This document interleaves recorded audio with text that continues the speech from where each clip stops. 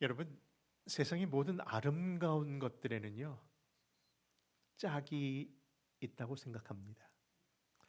여러분, 밤하늘의 그 은하수가 아름다운 것은요, 그냥 은하수만의 아름다움이 아니라 그 짝이 되는 어두움이 그 안에 있기 때문에 석양의 아름다움처럼 그 아름다움을 우리가 고백하는 것 아닌가요?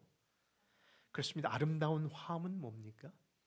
높은 음과 낮은 소리가 서로 짝을 이루면서 그것을 부르는 사람만의 기쁨이 아니라 듣는 사람의 마음도 감동을 주는 데에는 정말 서로의 짝이 있음을 드러내는 증거입니다. 그런데 우리가 읽고 있는 이 성경 말씀에도 짝이 있다는 것 아십니까? 내 옆에 있는 그 사람만 짝이 아니고요. 나와 함께 살고 있는 그 사람만 짝이 아니고요. 하나님 말씀에도요, 짝이 있습니다. 여러분, 구약은요, 구약에 짝이 있는데 뭐죠? 신약이라는 말씀이 짝이죠. 신약의 말씀, 그 짝은 또한 구약일 겁니다. 그렇습니다. 우리가 늘 희미하게만 보였던 구약의 모든 예언과 율법이 정말 거울을 보듯 그렇게 깨닫게 해주는 것이 그 구약의 짝인 신약을 통해서 드러나는 것처럼 말입니다. 사실 성경 말씀을 읽으면서 짝에 대한 이야기를 할 때마다 떠오르는 성경 한 구절이 있는데요. 그 말씀 한번 같이 찾아서 음미해 볼까요? 여러분, 이사야서 34장 16절 말씀입니다. 시작. 너희는 여호와의 책을 자세히 읽어보라. 이것들이 하나도 빠진 것이 없고 하나도 그 짝이 없는 것이 없으리니 이는 여호와의 입이 이를 명하셨고 그의 신이 이것들을 모으셨습니다. 잘 대답하십시오. 여러분, 아멘이십니까? 눈치가 이제 빠르시군요. 사실 이 본문을 읽으면서 여러분들이 쉽게 아멘 할 수도 있는데요. 왜냐하면 서두에 제가 분명히 성경에도 짝이 있습니다 했는데 진짜 그 본문과 너무 어울려지는 이 이사야 34장의 말씀을 읽으면서 여호와의 책을 자세히 읽어보면 하나도 빠진 것이 없고 그 짝이 있다고 하셨고 그 짝은 바로 여호와의 입이 명하셨고 이를 신이 성령이 이를 모으셨기 때문에 그것이 가능하다는 말씀으로 해석될 수 있지만 사실 이 본문은 성경의 짝이 성경이라는 의미의 그런 말씀은 아닙니다. 그래서 우리가 오류적인 해석 속에 가장 흔히 범하는 본문이 사실 이사야 34장이지요. 왜냐하면 여기서 말하는 짝은요, 성경 말씀을 성경으로 해석하라는 의미의 짝이 아니라 여긴 그 말 그대로 성기 앞뒤절을 보면요, 하나님이 지으신 모든 세계 안에는 남녀의 또 암수의 구별이 짝이 있다는 그런 동물의 짝을 얘기하는 것이지 그 성경에서 얘기하는 짝을 얘기하는 것은 아닌데 많은 분들이 이 말씀으로 그렇게 해석을 했던 오류를 범하기도 합니다. 근데 여러분, 그렇다고 해서 성경이 짝이 없다는 얘기가 아닌 겁니다. 분명히 성경에는 짝이 있습니다. 왜냐하면 하나님의 말씀을 해석하는 것은 하나님의 말씀으로만 해석해야 되기 때문이랍니다. 여러분, 그래서 성경은요, 성경을 통해서 해석하는 것이 가장 바른 해석인데 그 사실을 증명하는 그 내용의 가장 좋은 예가 바로 이 시편임을 말씀하고 있는 겁니다. 여러분, 시편이 총 몇 권으로 되어 있다고 말씀드렸습니까?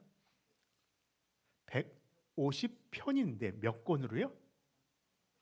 5권으로 되어 있다고 말씀드렸습니다. 그렇습니다. 시편은요, 정말 150편, 150장처럼 느껴지는 그 장대한 양인데 그 한 권의 책이 아니라 5권으로 구별되어 있답니다. 그래서 제1편에는요, 여러분 그 성경을 찾아보면 그 위에 1권이라고 적혀 있고요.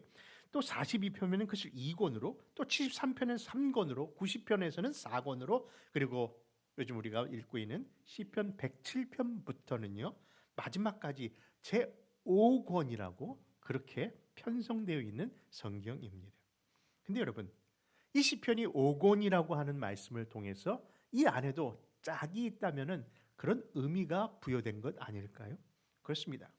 시편이 총 5권으로 구성된 이유는 이 시편이 어떠한 성경과 짝을 이룬다는 의미를 갖고 있기 때문입니다. 여러분, 모세가 찍은 5권의 오경이 있는데 뭐죠? 창세기, 출애굽기, 레위기, 민수기, 신명기, 이 5권과 바로 시편의 5권이 짝을 이루는 성경이다. 그 말씀인 겁니다. 그것을 증명하듯이요, 시편 1편에서 41편까지 내용들을 보면요, 그 책이 마치 모세오경의 첫 번째 성경인 창세기를 보는 듯한 겁니다. 여러분, 창세기가 뭐겠습니까? 하나님이 이 우주 만물을 지으신 것을 이야기하고 있는데, 시편 역시 그 첫 권에서 바로 이 모든 것을 지으신 하나님을, 그 창조주 하나님을 찬양하고 있다라는 겁니다. 그 대표적인 것이 시편 8편인데요. 한번 몇 구절들을 한번 같이 한번 찾아보겠습니다. 같이 읽습니다. 시작. 여호와 우리 주여, 주의 이름이 온 땅에 어찌 그리 아름다운지요. 주의 손가락으로 만드신 주의 하늘과 주께서 베풀어 두신 달과 별들을 내가 보오니, 여호와 우리 주여, 주의 이름이 온 땅에 어찌 그리 아름다운지요. 아멘. 여러분, 시편 42편부터 제2권이 시작되는데 그것은 역시 그렇죠, 출애굽의 내용들을 연상케 하는 그 시가 또 그 안에 있답니다. 하나님이 바다를 변하여 마른 땅에 되게 하셨으므로 그 무리가 걸어서 강을 건너고 우리가 거기서 주로 말미암아 기뻐하였도다. 여러분, 바로 그 출애굽의 사건들을 묘사하고 있는 겁니다. 또한 시편 73편의 제3권에서는요, 하나님의 거룩한 성전을 노래함으로 내기와 짝을 이루고 있더라는 겁니다. 그리고 시편 제4권에서는 광야에서 방황하는 그 모습을 민수기에서 보는 듯 그 찬양의 내용 속에, 시편의 내용 속에 그려내고 있고요. 그리고 마지막 제5권인 107편부터 마지막 150편까지는 당연히 어디 내용과 짝을 이룰까요? 신명기와 짝을 이루고 있다는 겁니다. 그래서 속량의 은혜를 경험한 백성들이 감사와 찬양을 표현하는 그 내용이 바로 신명기와 이렇게 짝을 이루고 있는 것이죠. 그런데 그 짝을 이루는 내용 속에 저마다 그 하나님을 찬양하고 있습니다. 어떤 하나님? 그에게 나타난 구원의 하나님, 창조의 하나님, 함께 하시는 임마누엘 하나님, 그리고 거룩하신 하나님을 말입니다. 그래서 어느 성경학자가 이런 표현을 합니다. 시편을 읽노라면 이것은 정말 최고의 문학적 성소임을 본다. 여러분, 성소가 무슨 뜻입니까? 하나님을 만나는 장소란 뜻이거든요. 그러니까 이 시편을 읽노라면요, 하나님을 만난다는 사실입니다. 여러분, 우리도 성경을 읽노라면서 바로 이 시편을 읽고 묵상하면서 그 하나님 꼭 만나시기를 바랍니다. 나의 하나님 만나시기를 바랍니다. 여러분, 그 하나님은 어떤 분이십니까? 다른 신에서 만나는, 다른 종교에서 만나는 신은요, 나의 삶과 무관하여 저 멀리 계신 신일지는 모르나 우리가 만나는 시편의 하나님, 우리가 만나는 성경의 하나님은요, 바로 인간의 삶 그 골곡마다 애통과 눈물과 죄와 기쁨의 승리까지 함께 동행해 주시면서 우리와 함께 하시는 그 하나님임을 우리 모두 만나기에, 분명히 시편의 그 학자의 표현처럼요, 시편은 문학으로 만나는 하나님의 거룩한 만남의 장소라는 말이 저는 맞다고 생각합니다. 그런데요, 거기까지가 아니에요. 시편은 분명 하나님을 만나는 성소인데 이 시편을 더 깊숙이 읽노라면요, 시편이 우리에게 궁극적으로 데리고 가는 장소가 있어요. 그것은 바로 성소 안에 있는 성소. 그게 뭐죠? 지성소까지 인도하시는 거예요. 근데 지성소 안에 들어가면요, 하나의 큰 궤짝, 거룩한 궤짝이 있는데요, 그 궤짝을 뭐라 부르냐면은 그 위를 하나님을 만나는 시은소 또는 시은자, 여러분, 하나님을 만날 뿐만 아니라 내 죄를 사함받는 곳이에요. 그래서 그 쉬운 자는 누구를 보여주는 거 하니? 우리 죄를 사하시는 어린 양 예수 그리스도를 보여주는 모형의 장소입니다. 여러분, 그것이 사실임을요, 바로 예수님 스스로도 이 시편을 통해서 그것을 증거하세요. 너희들이 율법을 아느냐? 너희들이 모세오경을 통해서 나를 바라보지 못했느냐? 왜 그것을 깨닫지 못했느냐? 시편이 나를 증거하는 건 모르느냐? 그것을 알게 하시는 이가 있다라고 말씀하면서 말입니다. 그 말씀이 누가복음 24장 속에 예수님이 친히 말씀하신 내용입니다. 44절과 45절 한번 같이 또 읽겠습니다. 시작. 또 이르시되 내가 너희와 함께 있을 때에 너희에게 말한 바 곧 모세의 율법과 선지자의 글과 시편에 나를 가리켜 기록된 모든 것이 이루어져야 하리라 한 말이 이것이라 하시고 이에 그들의 마음을 열어 성경을 깨닫게 하시고. 사랑하는 성도 여러분, 여러 인생에 깨달음이 있어야 되지만 하나님의 말씀의 깨달음 꼭 받으시기 바랍니다. 그 말씀 안에 계시는 그 예수님 꼭 만나시기를 바랍니다. 여러분, 어디 있든지 어디서 살든지 어떤 환경에 놓여 있든지 하나님의 말씀이 우리 안에 있다면요, 그 말씀이 우리를 친히 인도하시고 지키시고 그리고 반드시 영화로운 그 자리까지 역사하실 줄 믿기 때문입니다. 그래서 이 성경은요, 어디를 찔러도 뭐가 나온다? 피가 나온다. 여러분, 그 피가 예수님의 보혈인 줄 믿으시기 바랍니다. 그렇습니다. 그런 서론적 배경을 통해서 오늘 시편이 참 좋다라는 세 번째 시간으로요, 시편 속에 나오신 예수님에 대한 그 교훈을 오늘도 몇 가지 살펴보려고 합니다. 첫째, 시편 113편은요 바로 예수 그리스도의 낮아지심을 증거하며 예언합니다. 우리 한번 오늘 본문 5절과 6절을 먼저 한번 읽어볼까요? 같이 읽습니다. 시작. 여호와 우리 하나님과 같은 자 누구리요? 높은 위에 앉으셨으나 스스로 낮추사 천지를 살피시고.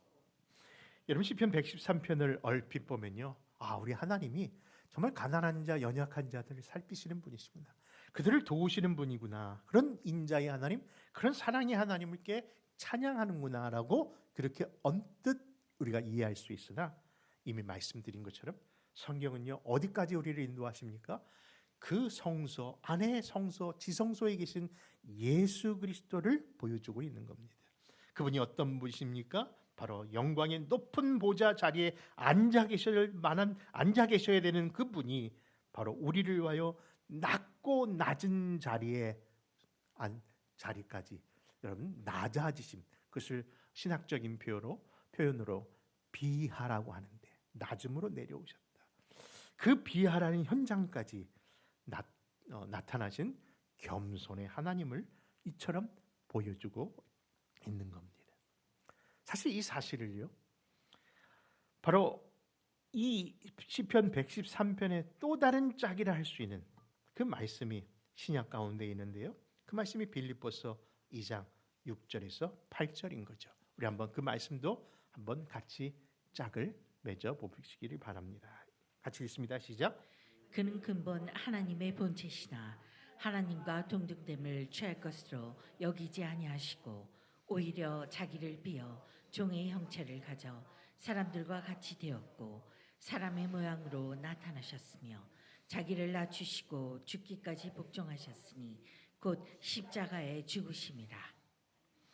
여러분, 이처럼 가장 높은 보좌에서 가장 낮은 자리를 임하신 그분이 인간의 몸을 이끄신 바로 하나님의 아들 예수 그리스도이심을 꼭 믿으시고요, 그 은혜에 감사하는 마음으로 오늘 시편의 기자처럼, 그렇죠, 해 뜰 때부터 해지기까지 늘 찬양하는 저와 여러분 되시기를 축원합니다. 두 번째, 이 시편 113편은요 예수 그리스도가 왜 이 땅에 오셨는지, 왜 이렇게 낮아지셨는지 그 내용을 증거하며 예언합니다. 오늘 본문 13장 7절 말씀 같이 한번 읽어볼까요? 같이 읽습니다. 시작. 가난한 자를 먼지 더미에서 일으키시며 궁핍한 자를 거름더미에서 들어세워. 여러분, 구약에서 표현하고 있는 이 먼지더미 그리고 거름더미라고 하는 것은요, 가난한 자의 그 삶을 보여주는 그런 단순한 단어가 아닙니다. 여러분, 이것은 분명히 죄로 인하여 오염된 인생과 그런 세상을 의미하는 것으로요, 결코 자기 스스로는 그 먼지더미, 그 거름더미에서 일어날 수 없는 존재임을 보여주는 그런 의미의 말씀입니다. 여러분, 그러니 그 삶은 얼마나 비참하겠습니까?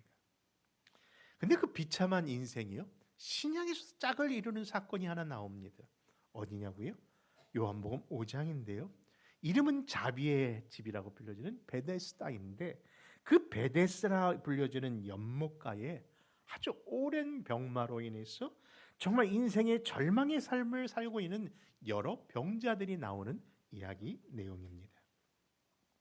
여러분, 그들이 어떤 병에 있었는지 그 삶의 정황을 한번 여러분들이 연상하시면서 그 말씀 한번 찾아 읽습니다. 요한복음 5장 2절에서 5절의 말씀인데요, 긴 말씀입니다만 계속해서 우리 5절까지 읽겠습니다. 시작. 예루살렘에 있는 양문 곁에 히브리 말로 베데스다라 하는 못이 있는데 거기에 행각 5이 있고 그 안에 많은 병자, 소경, 절뚝발이, 혈기 마른 자들이 누워 물의 동함을 기다리니 이는 천사가 가끔 못에 내려와 물을 동하게 하는데 동한 후에 먼저 들어가는 자는 어떤 병에 걸렸든지 낫게 되밀어라. 거기 38년 된 병자가 있더라.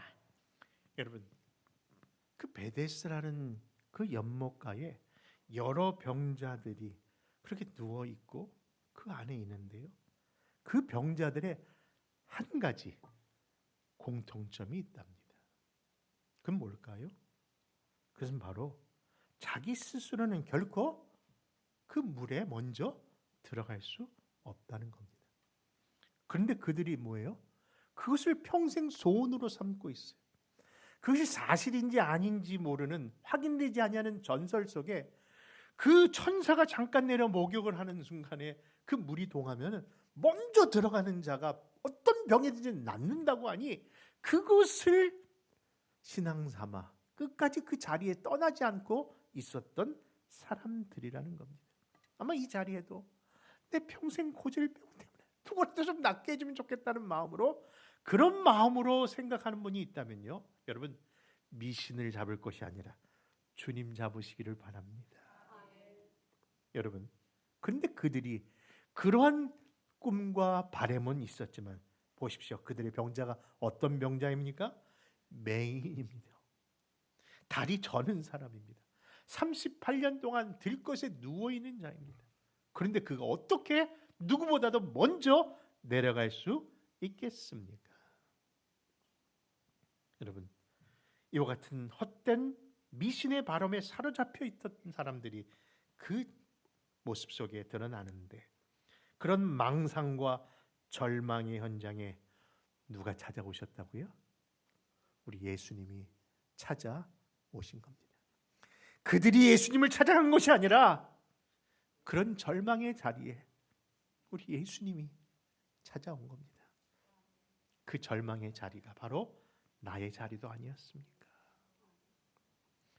사랑하는 성도 여러분, 우리 인생에 정말 찾아오신 그분은요, 가장 높은 보좌에서 계신 만왕의 왕, 만주의 주신데 저와 여러분들을 사랑하시고 저와 여러분들을 구원하시기 위하여 오신 유일한 구세주 예수 그리스도이심을 꼭 고백하며 믿으시는 저와 여러분 되시기를 다시금 축원합니다. 여러분, 우리 예수님은요, 그냥 인생의 걸음더미 안에 있는 자들을 불쌍히 여기는 눈빛만 가진 그런 분이 아니라 친히 그 걸음더미 안으로 들어오셨고 모든 인류가 덮고 있는 그 죄악의 먼지를 걷어내시는 그 십자가의 죽음까지 감당하시는 그 하나님이셨던 겁니다. 그러므로 사랑하는 성도 여러분, 우리에게 유일한 소망이 될 수 있는 것은요, 다른 어디에서도 없고 오직 예수 그리스도 안에만 있다는 건 믿으시고요. 때로는 넘어져도 어디를 향해 넘어지자? 어디를 향해 그래도 우리가 그 자리에 있어야 하는가? 그것은 바로 십자가에 계신 어린 양 예수의 자리인 줄 믿는 겁니다. 여러분, 그 말씀 가운데 보면요, 이 소망 없는 절망의 사람들이 여러분 있었던 베데스다 연못가가 예루살렘을 안에 있는 여러 문 중에 어느 문에 가까이 있었다라고 성경은 이야기하고 있습니까? 그렇죠. 양문 곁에. 양문이 뭐예요? 바로 그 제사장이 그 사람의 죄를 대속하기 위해서 쓰는 그 양의 제물을 가지고 들어가는 그 문, 바로 어린 양 예수 그리스도가 오실 그 문에 있었다는 그 사실을 보면서, 사랑하는 성도 여러분, 다시 말씀드리지만 넘어져도 어딜 향해? 십자가를 향해 있다면 소망이 있는 줄 믿으시기 바랍니다. 그러므로 그 이름의 능력을 주신 바로 그 주님 어린 양 예수의 이름을 영원토록 찬양하는 저와 여러분 되시기를 다시 한번 축원합니다. 마지막 세 번째로요, 이 시편 113편은 그리스도의 또한 승기, 높아지심을 이처럼 예언합니다. 우리 한번 본문 8절과 9절의 말씀 한번 같이 읽을까요? 같이 읽습니다. 시작. 방백들 곧 그 백성의 방백들과 함께 세우시며 또 잉태되지 못했던 여자로 집에 거하게 하사 자녀의 즐거운 어미가 되게 하시는도다. 할렐루야. 여러분 읽으신 바와 같이 거름더미와 같은 인생의 큰 반전이 일어납니다. 가장 비참했던 자가 왕과 그 방백의 자리에 함께 앉습니다.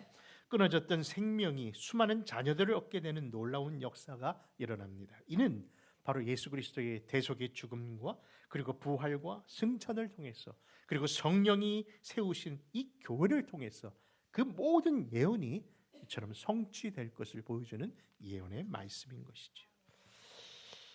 여러분, 그렇습니다. 예수 안에 있으면 이와 같은 소망이 현실로 나타나는 줄 믿으시기 바랍니다. 절망 같은 인생 가운데 소망의 빛을 주시는 그 소망의 주님이 바로 우리가 믿는 예수 그리스도이십니다.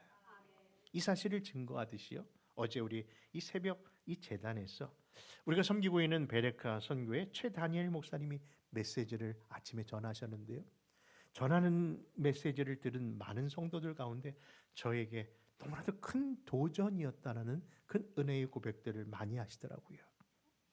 근데 그분들이 그렇게 도전을 받았던 것은 우리 사람들이 꺼리는 홈리스들을 사역하고 마약 환자들을 돕는 그런 힘든 일을 하시고 계시구나, 그것도 무려 20여 년 동안 했구나, 그에 대한 놀라움과 감동이 아니라 그 귀한 사역을 하면서도 불구하고 자신의 존재는 늘 가려놓고 오직 그 주님이 그렇게 하셨습니다를 강조하면서 그 메시지 안에 겸손의 능력이 정말 힘있게 우리에게 들려오는 순간 다들 감동이었다는 고백들을 하시더라고요. 여러분, 그렇습니다. 사실 많은 분들이 하나님의 이 강단을 통해서 겸손해 보이는 척하는 교만이 얼마나 많았습니까? 말로는 주님을 자랑하지만 자세히 들어보면 누구 자랑하는 겁니까? 다 자기 자랑이에요. 내가 어떤 사람인 줄 알아? 내가 과거에 이랬는데 지금 하나님이 나를 이렇게 쓰셨다고 하는 내용 속에는 하나님도 증거하고 있지만 사람들에게 자기를 나타내고 싶은 그 교만의 마음이 있음을 많은 그런 간증자들을 통해서 우리가 힘들었던 내용 아니던가요? 그렇습니다. 그래서 하나님의 이 강단은요, 겸손해 보이는 교만과 교만해 보이는 겸손을 반드시 구별해야 하고 있다는 겁니다. 여러분, 그렇습니다. 여러분, 수많은 분들이 정말 간증을 하지만 그런 의문을 둘 때가 있었는데, 어제 이 새벽에 이 강단에서는요, 자신의 어린 두 자녀들을 함께 데리고 앉아서 예배를 드리는데 불구하고 이 아빠가, 그렇죠, 마치 그렇게 표현하는 것 같았어요. 자신이 과거에 갱스터였다고 얘기를 하고요. 그럼 그 속에 마약의 중독에 빠졌고요. 심지어는 홈레스 생활까지 했던 나였다라고 얘기하면서 끝까지 계속해서 하나님이 나를 이렇게 이 일을 만드셨다라고 하나님만 자랑하는 겁니다. 여러분, 때로는 우리 안에 그런 유혹이 없을까요? 여러분, 세리와 바리새인의 기도해 보면요, 베리가 어떻게 보면 바리새인보다 세리가 더 자랑할 것이 많았을 겁니다. 생각해 보십시오. 세리는요, 물질 하나는 바리새인보다 많았을 겁니다. 왜냐하면 큰 돈을 모은 사람이 세리이기 때문에. 심지어 그가 삭개오처럼 세리장이었다면 더 자랑할 것이 많았겠죠. 근데 그가 어떻게 합니까? 하늘을 우러러 하늘을 바라보지 못하고 한마디만 합니다. 나는 죄인입니다. 나를 불쌍히 여기소서. 근데 그 기도에 예수님이 뭐라고 하셨습니까?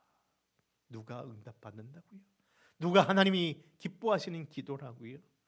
사랑하는 성도 여러분, 진정한 겸손은 자기를 죽이고 오직 주님만을 높이는 것인 줄 믿습니다. 그런 의미에서 겸손해 보이는 교만과 교만해 보이는 겸손을 이제는 강단만 구별할 것이 아니라 여러분들도 그것을 분별하는 귀한 지혜로운 성도들 되시기를 바랍니다. 그러므로 참 겸손으로 이 땅에 오신 예수 그리스도를 정말 우리가 믿는다면 우리의 삶의 현장 속에서도 예수님 따라 겸손해야 되지 않을까요?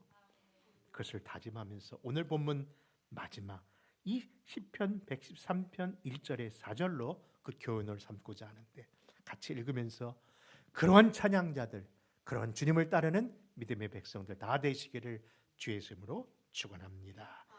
우리 할렐루야 그 1절에 4절의 말씀 같이 찾아 읽습니다. 시작. 할렐루야. 여호와의 종들아 찬양하라. 여호와의 이름을 찬양하라. 이제부터 영원까지 여호와의 이름을 찬송할지로다. 해 돋는 데부터 해 지는 데까지 여호와의 이름을 찬양을 받으시리로다. 여호와는 모든 나라보다 높으시며 그의 영광은 하늘보다 높으시도다. 기도하겠습니다.